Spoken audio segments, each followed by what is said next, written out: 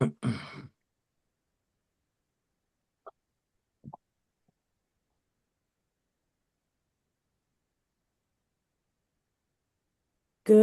morning and welcome to everyone to this press conference from the NAACP Virginia State Conference as we announce this year's legislative priorities.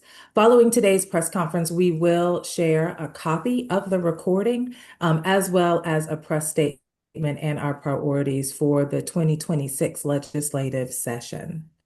We welcome you all. We will share a copy of the recording and a press release following today's press conference. And with that, I would like to introduce you all to the president of the NAACP Virginia State Conference, Reverend Cozy Bailey. Thank you, Karen, and good morning to all, and welcome to the NAACP Virginia State Conference Legislative Priorities Press Briefing. Every year, the NAACP in Virginia creates and presents to the General Assembly our legislative priorities for the upcoming session. This year's agenda continues to demonstrate the NAACP commitment to confronting systemic inequities impacting our communities and champions transformative solutions. Additionally, the NAACP in Virginia strongly supports and endorses the 3 constitutional amendments being considered this year: marriage equality, reproductive freedom, and automatic restoration of voting rights for returning formerly convicted felons. Also of note, we support the redistricting efforts of the General Assembly this year. The NAACP has announced its full support for these redistricting efforts, and we intend to continue to advocate for better and protection of Black political representation and democracy, and to ensure that every voter's voice is heard. I'm now going to turn it over to the chair of our Political Action Committee, Ms. Gayleen Knoyton, to talk a little bit more detail about this year's legislative agenda. Thank you all very much. And Gayleen, over to you. Thank you, President Bailey. And good morning, everyone. And thank you for joining us today for this very important legislative agenda for the Virginia State Conference NAACP. You will hear various issues from our issue chairs this morning. The issues that you will hear will have bills added to it as it comes. So this won't be an end-all be-all agenda that we'll be rolling out, but I'm just going to speak on a few topics, and then we'll pass it over to our other legislative chairs, which will consist of, our next speaker will be Jalen Vince, who is the president of the Virginia State Conference Youth and College. And then we'll have our education chair, Dr. James Fetterman, that will speak. And then we'll have Karen Camblin, with environmental, climate, and justice and data center bill. She's going to speak. And then we'll also have Trish White Boyd, which is our health and well-being chair, Valerie Slater, which is race and justice, and then Tracy Hardney Scott for fair and equitable housing. You'll hear them in that order. First, you need to understand that voting rights is the bedrock to the NAACP's existence. That's how we were founded, fighting for voting rights. We advocate for enhanced voting rights, including the constitutional amendment SJ6 for the automatic restoration of rights, strengthening protections against voter suppression, expanding early voting access. We are also against voter suppression and increasing secure drop box availability. We support SB 51, which is a single member districts in Virginia Beach and more localities adopting Sunday vote. We will oppose any legislation that restricts access to the ballot. Sensible gun laws. With the gun violence as a leading cause of death among children, our priorities include establishing the Center for Gun Violence Prevention, introducing an excise tax on firearms manufacturers, creating a firearm purchaser licensing system, and mandating safe storage of firearms to protect children. Workforce labor and economic empowerment. We support policies that empower Black Virginians through financial education, asset building, job training, and livable wages.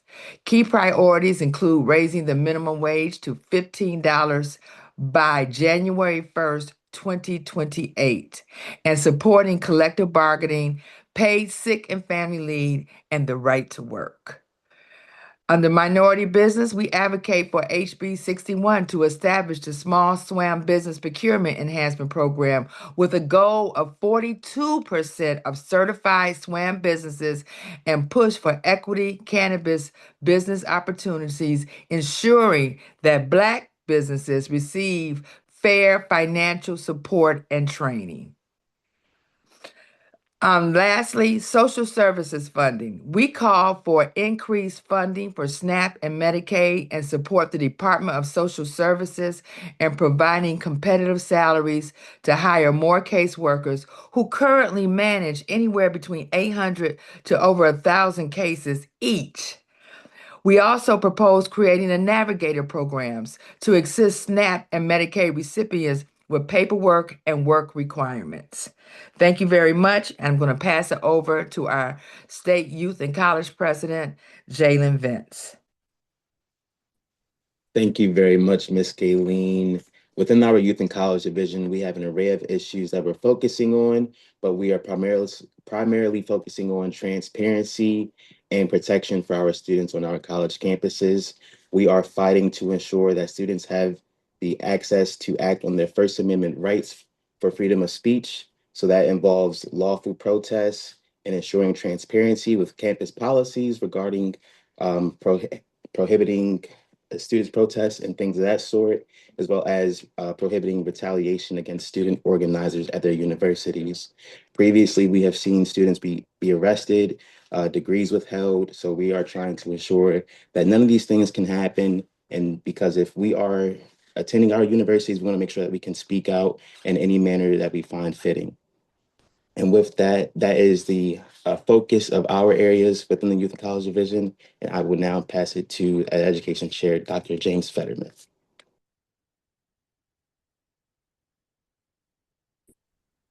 Thank you so much, Jalen. I appreciate that. I am Dr. Fetterman, Education Chair. So for education, our initiative is the NAACP remains steadfast in its commitment to dismantling systemic inequities in public education and advancing policies that affirm the dignity of every student.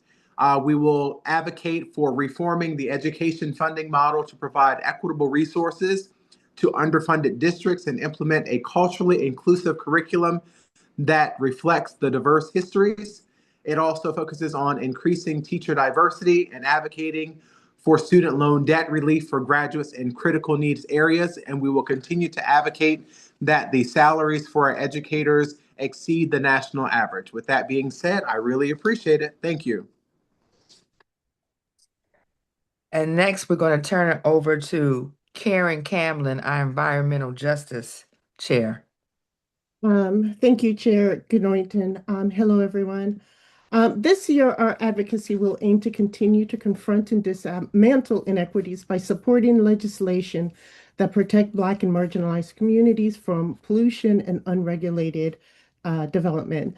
To combat this, we must pass legislation that prioritizes the voices of these communities in not only decision-making processes that impact their lives, but to have a proactive and intentional seat at the table when it comes to planning new developments and have their concerns taken seriously. So that would look, the way that would look in bills is we support returning Virginia back into RGGI, which is the Regional Greenhouse Gas Initiative. We also recognize that equitable access to clean air and water is a fundamental human right, and therefore advocacy will focus on ensuring that all Virginians have access to clean air, land, and water. And this includes investing in infrastructure improvements in marginalized communities, such as upgrading water systems and enhancing our air quality monitoring system. And finally, we're going to have other issues that we're going to be focused on, but our final priority that we will discuss today is we've seen the alarming trends of data centers throughout the Commonwealth. And we are going to be advocating for legislation that provides a more coordinated decision-making process behind it that includes citing where these data centers will be located, but also making sure that they pay their fair share, as well as taxes in the Commonwealth. And so, in conclusion, our advocacy is about ensuring justice and equity for all communities. We're asking for legislation with strong emphasis in addressing the systemic issues by creating green opportunities and building a healthier and more equitable future for everyone in Virginia. Together, we can seize these new opportunities in this new General Assembly session to stand up for those who have been silenced for too long and work towards a more just and sustainable Commonwealth. Thank you.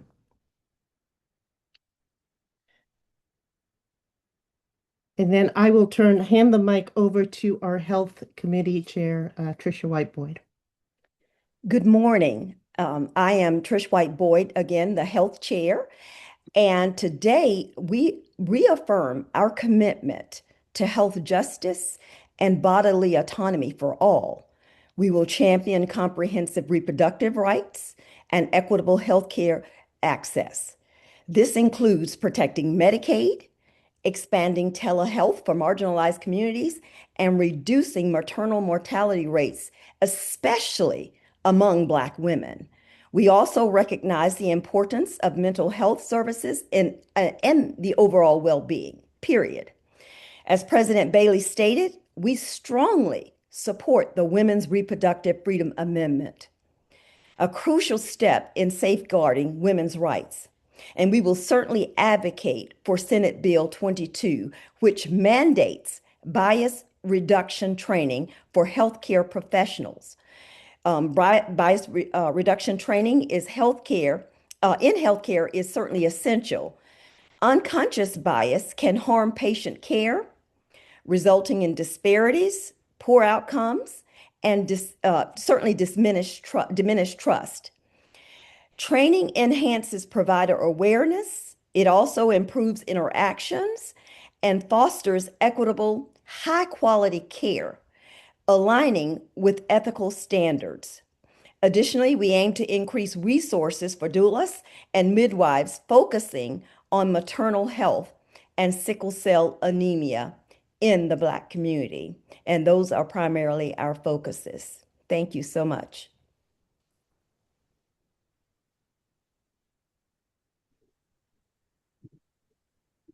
Good morning. Again, I am Valerie Slater. I am the Criminal Justice Chair for the state conference, and I'm outlining our race and justice priorities, which include criminal justice, youth justice, and sensible gun laws.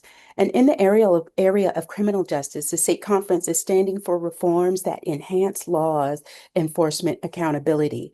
It eliminates mandatory minimums and simplifies the expungement process for nonviolent offenses. We also stand for protecting the rights of accused persons. And just a couple of examples include decreasing probation periods, as in HB 149, and eliminating the ability to strip constitutional protections in plea agreements in SB 23. And in the area of youth justice, the state conference stands for reforms that promote rehabilitation-focused programs for youth.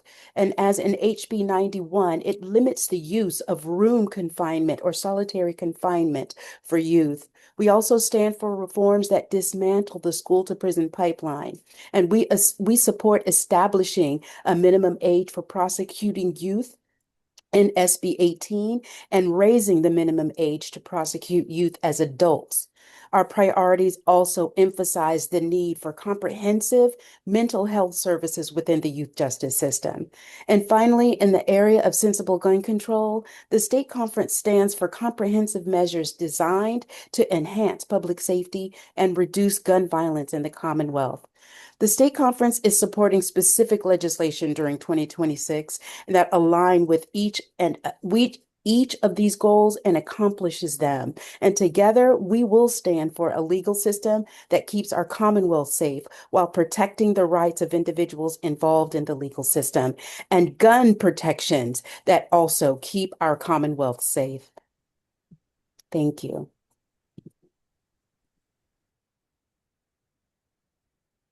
Good morning. Again, I am Tracy Hartney Scott, and I'm the Housing Chair. And we will continue to support and advocate for comprehensive housing legislation that advances equity, stability, and dignity for tenants and communities impacted by displacement, discrimination, and housing insecurity.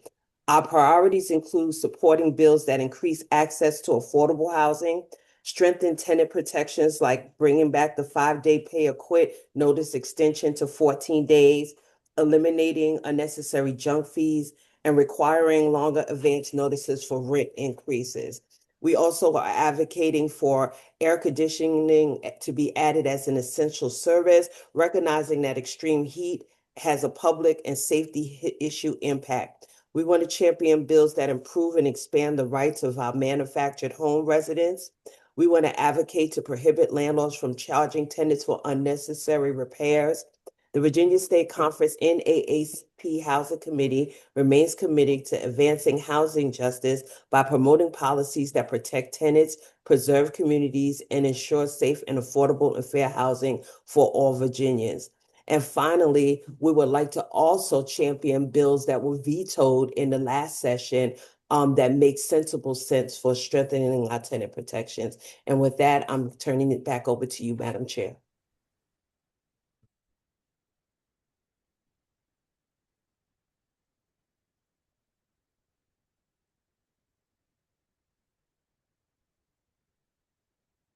Ms. Kenoyton, I'm you are sorry. There you muted. go.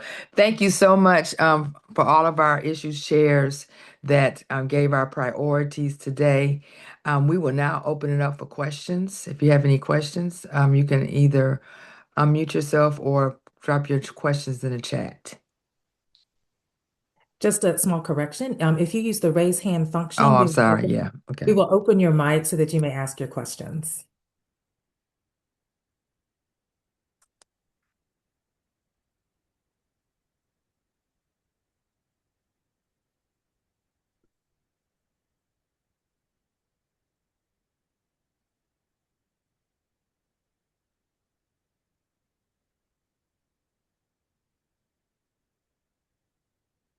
Okay, I have We opened the mic for 13 News Now.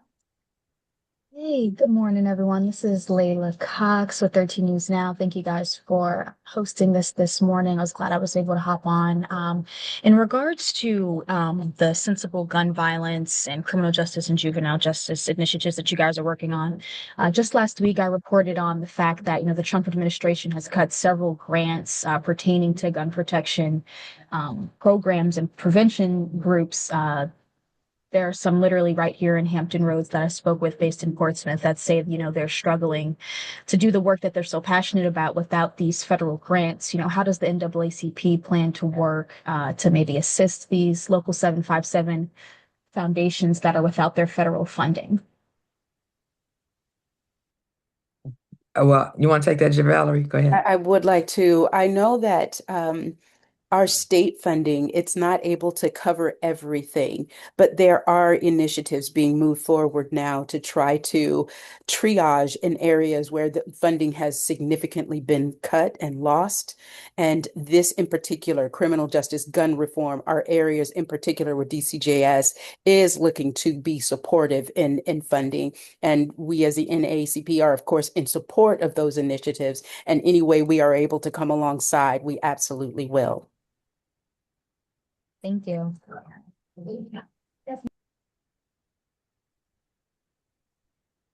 And just for clarity's sake, DCJS, the Department of Criminal Justice Services. I'll try not to use those acronyms that are, intrinsic to the work. Right.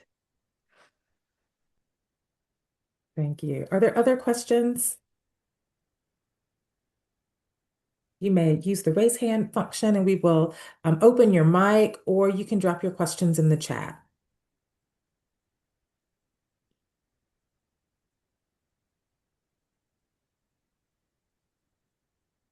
Okay, as I see no other questions, we will turn the press conference back over to our president, Reverend Cozy Bailey, for closing remarks. Thank you again, Ms. Jones, and thank you all of the executive committee members here, our standing committee chairs, and our president of our Youth and College Division, Mr. Jalen Vince, for joining and engaging with the media this morning. The reason that we felt it important to have this session was to ensure that the public understood the work that the NAACP is doing in this particular area. The work that we do in engagement with our General Assembly is part of our strategic and policy work, which is a little bit different than the work that we do at the tactical level in helping people solve individual problems. But it is just as important. And again, we want to ensure that the public understands what it is we're doing. We will be engaging with a variety of members of the General Assembly on both sides of the House there, and we intend to ensure that the things that we consider important for our constituency are considered by the General Assembly during this upcoming session. Again, thank you all from the media for joining with us.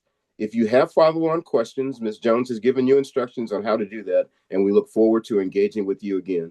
Until then, thank you all very much and have a great day.